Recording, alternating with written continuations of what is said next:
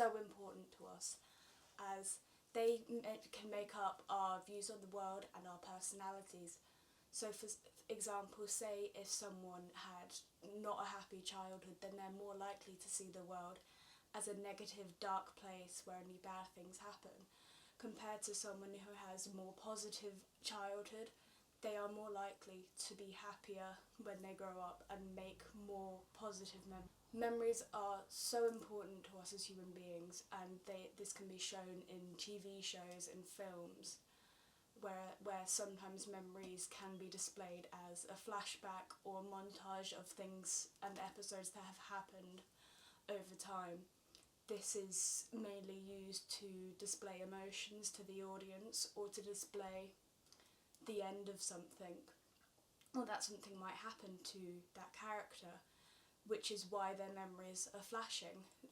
Mostly it means a death of a character that their memories are flashing, as at the end of our lives, there's a stereotype that our whole life, all of our memories will flash before our eyes. So my favourite memory of all time, possibly, might not actually have been my favourite at the time. It was very traumatising. It was this big number at the end of the first act of a show that I was in, and it was a very strange show. It was a rip-off of Superman that involved an ABBA song, and it was, super duper, pants are very shiny, it was very weird. And I was dancing on the front block, which is like a corner around the front of the curtains. And at the end of the song, you're like, stand, superstar, you're the man. And I turned around to go back to the dressing room, and I realised the curtains had shut behind me. So then I spent about 10 seconds while the interval had already started trying to climb under the curtain, to no great success, and eventually they had to open the curtains and I had to go back in again, and that was very traumatising. But as memories make up who we are, our mental health plays an impact on this as well. Say those who struggle with depression and anxiety, they are more likely to block out any positive memories that they have, as they believe that they deserve that. They don't deserve any good memories in their life. Whereas people who don't seem to struggle as much are more likely to be more accepting of those happy memories and experiences. I personally have had issues with my mental health, and when being in like a really dark place, I have really struggled to believe that I deserve good things. So I'll just block out all the happy memories I have with family, friends, everything, and I'll just focus on the bad things that have happened to me, rather than being, you know what, life isn't actually that bad. So many good things have happened to me. I should just focus on those instead. My favourite memory is when I went to Centre Parks during Easter, and we were going to get our bikes, and my mum said, what would make this holiday the best holiday ever? And I said, Charlotte. So we were in the bike thing to get our bikes, and then I saw Charlotte. What?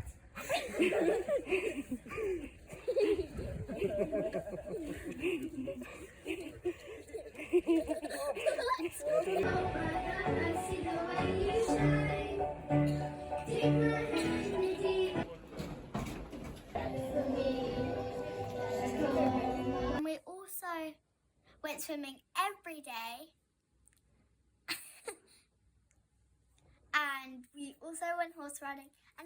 And to finish off our holiday, my best friend gave me a big piggyback, and I really enjoyed it. My favourite memory, it's quite hard to pick, but I would say going to the hospital and seeing my baby sister like the same day, or a couple of hours, or the next day after she was born, and holding her for the first time.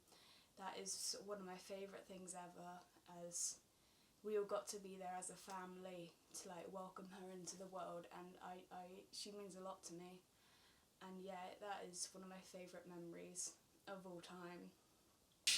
Of technology, so many people find that they make more memories by posting on social media. For example, going to a concert and filming that concert to put on your story on Snapchat, is more important than just enjoying the concert and loving it and being there and enjoying the atmosphere.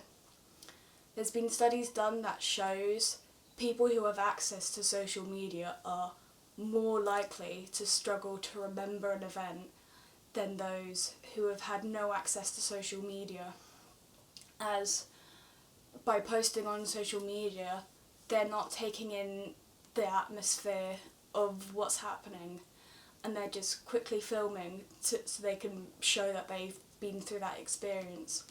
Whereas those without social media were able to take in the atmosphere, take in everything around them and what was happening, meaning that after an event, say like 2-3 weeks later, they were able to recall in more detail what happened at that event rather than those who posted the event on social media. It makes it really hard for people to live in the moment, and so many people will just post a picture of, say, like a holiday and then move on, whereas if you're on holiday it should be just about soaking up everything, like culture, family time, just making those memories with people you care about, as we don't know what's going to happen in our future. For all we know, the world could end tomorrow, 2 days. So why should we be more focused on social media and followers and people viewing our stories, when the real thing we need to be focused on as people is just enjoying moments and making memories with people we care about. Right, you're in. We got you.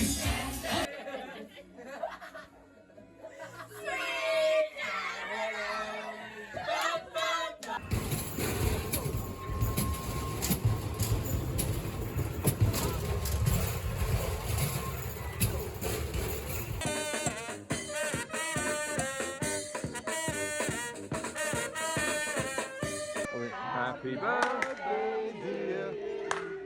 Happy birthday.